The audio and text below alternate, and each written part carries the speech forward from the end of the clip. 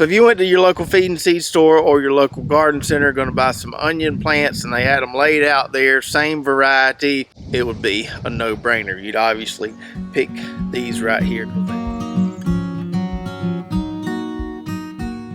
What's up, Lazy Dog fam? Hope all y'all are having a fantastic day. It is Wednesday, November 19th here in South Georgia. And on today's video, I'm going to tell you why I have changed my mind on what I think is the best way to grow your own onion transplants. So back in late August, we started a little experiment. We wanted to compare growing our own onion plants in the greenhouse, like we have for many, many years, to growing them outside, like a lot of the commercial onion plant growers do. And this was not because we had any issues growing them in the greenhouse. We've always grown nice looking onion plants in the greenhouse. We just wanted to see the differences, see if it was easier to just grow them outside, maybe in a raised bed. So let's do a little flashback to late August, show you what that tray in the greenhouse looked like after we seeded it, and also show you how we planted our onion seeds in this raised bed behind me. So the way we've always grown onion plants in the past is in a seed starting tray, like you see right here. I started these actually earlier today. So we fill this tray with Pro Mix BX, we wet it down good, make a little dibble with our fingers, put a few onion seeds in each cell. You don't really have to worry about overcrowding onion seeds, so put a few seeds in each cell and then cover those seeds with perlite. So earlier today I came out here and got this bed ready, pulled a few weeds, I pulled back that drip tape, used that little unit right there to kind of scratch around a little bit, get it leveled out, put my tape back down. I didn't put down any pre-plant fertilizer. I probably will do that once the onion seedlings emerge though. So since we have 5 lines of drip tape here, we're going to grow 5 rows of onion plants, and we could get a lot more aggressive with our spacing here if we wanted to. I could grow a ton of onion plants in this 4x6 raised bed, but I don't need that many plants. Let's just do 5 rows. Still going to be way more plants than we need, but at least it will show the process. Now because onion seeds are tiny, we don't need a real deep furrow, so I'm just going to use my hoe handle here. Make me a nice little shallow furrow beside each one of these drip tape lines. That right there should be plenty deep enough. Alright, so we got our little furrows made there. They're not equidistant because these drip tape lines weren't equidistant and I didn't want to re-rig it all. It will be just fine. Got some labels in place here. Got 6 different varieties we're going to plant. Sapelo Sweet, which is one we just added. DP Sweet, Timon, Georgia Boy, Chianti, which is a red onion, and White Phantom, which is a white onion. So now we just need to put some seeds in these furrows, and we need to plant them thick. So much like we would if we were planting a bed of mustard greens or something like that, we're just going to sprinkle these seeds pretty thick along this furrow. Also a lot like I do carrots when I'm planting carrots in rows. You know, plant them in a band instead of just a linear row there. Alright, so we got seeds in all 5 of our furrows there, and nothing fancy about covering these up. Just use your hand. You don't need any fancy garden gadgets for this. Just use your hand and kind of pack it down a little bit as you go. So after planting those seeds in the greenhouse and in this raised bed behind me, in both situations the onion seeds germinated just fine. And then in mid-October, about a month and a half later, we started another experiment, unrelated to what we're talking about in this video here, but it will help explain the next clip. So for that second experiment, we wanted to compare planting our bulbing onions in the ground in mid-October versus mid-November when we normally plant. Would it give us any advantage planting a month earlier down here in the deep south? And at that time in mid-October, when we were needing some onion plants to put in the ground, one of the two, between the greenhouse and the raised bed grown plants, one of the two looked a lot better than the other. So let's do another little flashback here to mid-October and show you that comparison. So here are the onion plants that we tried to grow out in the raised bed, and by the looks of some of these rows here, you might think we didn't get very good germination, but we did. We had all full rows when these seedlings emerged, but for whatever reason, in certain spots along these rows, some of those plants just kind of died. I don't know if it was heat related, some kind of stress, not sure what happened there. It was mainly in these 3 rows right here. If we look over here, we've got a pretty nice stand along each row there. And some of these, especially those right there, aren't far from being ready to transplant. Those actually don't look that bad. But when we compare those to these that were grown in the greenhouse, we can see a stark difference there. Keep in mind, these were started within a day or two of each other, so pretty much the same time. We can see the greenhouse grown plants look a lot more green. They're bigger, just look overall more healthy. So while we'll definitely still get some viable onion plants from this outdoor planting in the raised bed here, I'm going to use these greenhouse plants today.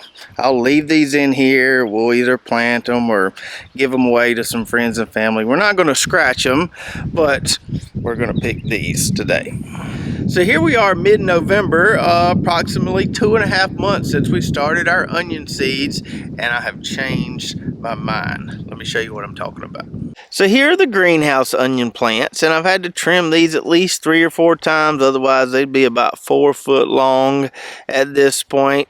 We can see the foliage is still nice and green, but the bottoms of these plants here are starting to look a little scraggly. Could be due to overcrowding in that tray there, or maybe just the fact that they've been in this tray for so long. So when we compare these greenhouse plants here at this point in the game, mid-November, 2.5 months after seeding, I think that these in the raised bed here look a lot better. Now, as I mentioned on one of those clips earlier, after we planted these seeds in the raised bed here, we had some nice full rows. We had really good germination, but for some reason, some of them died, and that's why we have those skips in the rows now. But for the plants that made it, they actually look pretty dang good. Now, we do have some inconsistent size along the rows there. They're not all the same size. The plants look really, really good. They're not scraggly at all. We haven't had to trim these at all. They've just been kind of sitting here patiently doing their thing, and at this point we have some really good looking onion plants there. So if you went to your local feed and seed store or your local garden center going to buy some onion plants and they had them laid out there, same variety, had some greenhouse grown plants that look like this or some in-ground plants that look like this, it would be a no-brainer. You'd obviously pick these right here because they look a lot better than these. Now, we could stick these in the ground and I'm sure they would grow just fine. We'd make some decent onions with them, but no doubt these plants here, the ones we grew in the raised bed, look a lot better at this point. But these plants we grew outside in the raised bed didn't always look better than the greenhouse plants. So there's some pros and cons to each method, and let's go through those. So growing onion plants in a greenhouse or maybe in your seed starting room inside or in your garage is going to give you some viable onion plants faster because you're working with a controlled environment there, not working with the highs and lows that you get outside. You're in a very specific controlled environment. You're going to be able to grow out those plants faster. You're also going to be able to feed them a lot easier. For instance, in our greenhouse, we've got that fertigation system. We can feed them basically every time we water. A lot easier to fertilize them in that tray with that fertigation system than it is out here in the raised bed. Additionally, growing them in a greenhouse or a controlled environment is going to be safer, meaning we're not dealing with any environmental hazards that could kill some of our plants. So we still don't know what killed some of those onion plants in that raised bed there that resulted in us having those skips along the row. Could have been that it was too hot outside, not really sure why, but we don't have to deal with those types of things in a greenhouse or in a controlled environment. So those are the advantages of growing onion plants in a greenhouse or indoors, but as we saw, you leave them in the tray for so long, they end up looking a little scraggly. It also takes a lot more time and effort, in my opinion, to grow them in a greenhouse or indoors. When they're in the greenhouse, we have to water that tray daily or it will dry out. We also have to trim those onion plants, or like I said, they'll be 4 foot long by the time November rolls around. So it's definitely more work, more effort to do it in a greenhouse or indoors because you're having to do something to that tray on a daily basis or at least every other day. Whereas here in the raised bed, we kind of just planted those seeds and then we turn on the water and they get watered when everything else in our raised bed plot here gets watered. We didn't really baby them at all. We just kind of let them grow. So growing our own onion plants outside in this raised bed, we got better looking plants over the long term with less effort. Because besides prepping that bed and planting those seeds like I showed you earlier, I think the only thing I've done to this bed here is maybe sprinkle a little coop grow fertilizer alongside the rows. You could see earlier, haven't really pulled a whole lot of weeds in there. Kind of looks a little messy, but still grew us some nice looking onion plants. But growing them outside is definitely a lot slower. It took us about 2.5 months to get to this point here. Now we could have probably planted them a little smaller than this, but goes to show you how long it can take doing it outside versus growing them in a controlled environment. So in a controlled environment, you can easily have plants ready in about 1.5 months. Growing them outside might take 2.5 months. So if you're going to grow them outside, you definitely have to plan ahead. Now, I probably could have gotten these in the raised bed to grow out a little faster had I tended to them more. But I wanted to just see what they would do if we don't hardly mess with them at all and they just get watered when everything else in this plot gets watered. And that goes to show you, you don't have to be a seed starting expert to grow your own onion plants. You can do it in a container or in a raised bed outside. Might take a little time, but eventually you'll end up with some really nice looking plants. Now another downside to growing in the raised bed is dealing with those environmental hazards like I talked about earlier. We don't know what caused some of those onion plants to die shortly after they germinated. Could have been that it was too hot outside. I really don't know why that happened. We planted enough so that we still have plenty of plants there to work with, but that's always going to be something that could happen when you're growing transplants outside. And then lastly, one more downside to growing your onion transplants outside would be weed pressure. Now we can see earlier that I've got a little bit of weed pressure in that raised bed, not terrible, and that raised bed there is pretty easy to weed. If you're growing these in an in-ground plot though, and you had some heavy weed pressure, I could see where over 2.5 months you might have some problems. So if you are going to take the easier, slow and steady route and try to grow your onion plants outside, pick a spot that doesn't have a lot of weed pressure. If your in-ground plots have a lot of weed pressure, I wouldn't even try it there.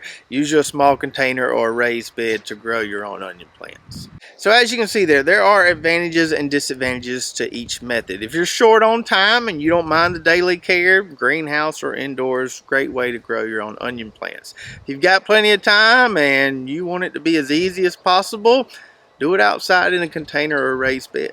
So that concludes our onion plant experiment, and on our next video we're going to follow up on that second experiment where we're comparing planting times. We're going to actually plant some of these onion plants that we grew out in the raised bed, check on the plants we put in the ground in mid-October, see how those are doing, and kind of keep this experiment going comparing planting dates. So I hope you enjoyed the video today, and let me know in the comments below which method you think works best for you, greenhouse or indoors versus outside in a bed or a container. And as always, you can find seeds for the onion varieties we like to grow around here on our website at lazydogfarm.com.